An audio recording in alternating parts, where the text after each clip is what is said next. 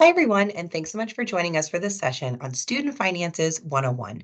I'm joining you today from our Enrollment Services office. You can reach us at the phone number, email, or website provided on your screen. You can visit our website for more information on making an appointment with one of our staff. We also encourage you to follow us on social media for tips and reminders. You can find us on TikTok, Twitter, and Instagram at UC Enrollment. So all the topics that we're going to discuss today can be found in your Bearcat portal. We're going to cover a little on delegated access, UC student billing, financial aid, financial literacy, and the next steps for new students. So let's jump right in. So delegated access is the option for you to share your student access in Catalyst with a parent or a delegate. Your parent can receive their own Catalyst login information, so their own student portal login information. Please note that incoming students are able to do this generally a couple weeks prior to new student orientation. So you should be able to at this point, but if you are having trouble, absolutely reach out to our office, but you won't be able to do this until just right before new student orientation. So let's jump ahead a little on the UC student billing process. So in order for students to get registered for classes, they must complete the financial agreement. So keep that in mind. And then after registration, your student bill becomes available in the student portal about 6 weeks prior to the start of the semester. Just keep in mind, you do have to be registered in order for that bill to populate. Just a good piece of information to note is that bills are always due 5 days before the semester begins. So take a look at when your classes start and then count backwards 5 days, always 5 days before the semester begins. We encourage students to check your student bill often and absolutely reach out to our office if you have any questions on your student bill. So I want to touch briefly on UC's tuition guarantee policy. Basically gives families, students and families, an opportunity to look ahead and plan ahead for what the cost of their entire degree program will be. It really allows for that planning piece and transparency of what you can expect from semester to semester.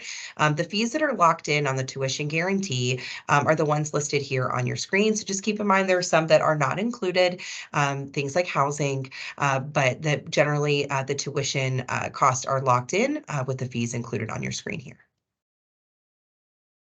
So now that we've got a student bill, let's shift gears and talk about financial aid types and how students might get their bill taken care of with regard to financial aid. So there are four main types that we're going to discuss: scholarships, grants, federal work study, and student loans. So scholarships are generally merit-based funds. So you've done something to earn that scholarship, right? Generally, these are not repaid. They could come directly from University of Cincinnati or outside organizations. If you do have an outside scholarship that's coming in, just make sure that you let us know because some scholarships can impact your other financial aid. So we want to make sure that we know about those as early as possible. Grants are awarded based on the information provided on your FAFSA. So that's your free application for federal student aid. These are need-based funds determined by the FAFSA data. They could be federal, they could be state, or they could be institutional from University of Cincinnati. Federal work study is a little bit different from the other two. This is essentially funds that you're earning through employment. So students do have the option to look for student jobs on campus. There's also an opportunity to use federal work study funds at some nonprofit institutions as well. But basically the way that it works is the student's going to earn those funds through a paycheck. The funds do not credit to the student's bill. So a little bit different from the other financial aid types. And then the last piece is loan. So essentially this is borrowed money. It does have to be repaid generally after graduation.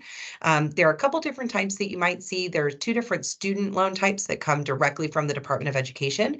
That's your subsidized and unsubsidized.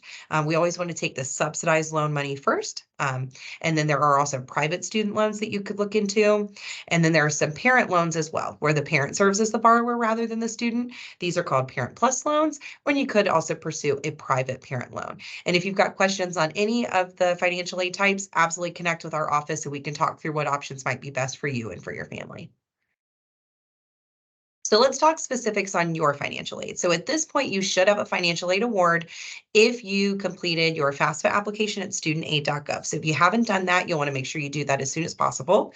If you do wish to accept loans, you'll need to do that in the student portal. So any free money, we're going to accept that on your behalf. We won't make you take action on those, but we do need to know if you wish to take loans, you do need to let us know that. And you let us know that by selecting the option that you're seeing here on your screen. This is a screenshot from Catalyst, so it's under under the My Finances tile, you could see the options to view and accept or decline financial aid awards. Keep in mind, there is a process for financial aid. Some students are selected for called verification. This just means you may be required to submit some additional documentation. So don't be alarmed. If you see that, just make sure you check your Bearcat portal to-do list and get us any documents that we're looking for as soon as you can. Again, if you do have questions, absolutely connect with us.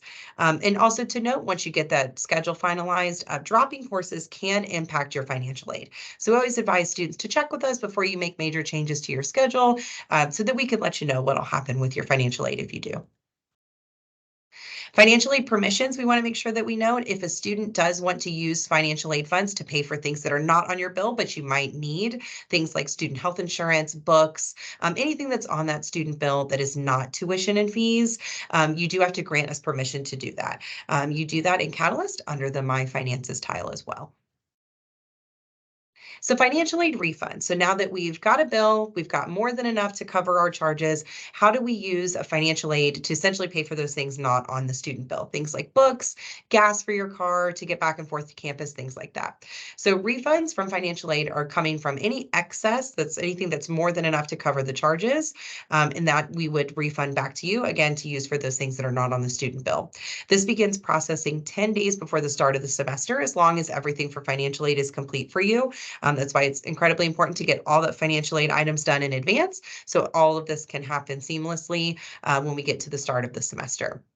Keep in mind that if you are expecting a financial aid refund, direct deposit is required. So you'll want to make sure that you sign up for direct deposit in your student portal so that we can get that refund to you as quickly as possible. If you have health insurance coverage through an outside means, we would advise that you waive UC student health insurance. At University of Cincinnati, you are automatically assessed the health insurance fee if you do not waive it. So that sometimes confuses students, so we want to make sure to point it out here. The deadline each semester is always the 15th day of the term. So you can, of course, do it in advance at the start of the semester, but it is due the 15th day of the term. You have to either, like we said, pay for UC student health insurance or prove that you have adequate coverage, and you could do that by following the item on your to-do list. If you do miss the deadline, you do have to pay for the insurance. And if you've got additional questions on that, the UC Student Health Insurance Office contact information is here on your screen. We would advise to check in with them, but just want to make note because it does impact your bill if you have that fee out there.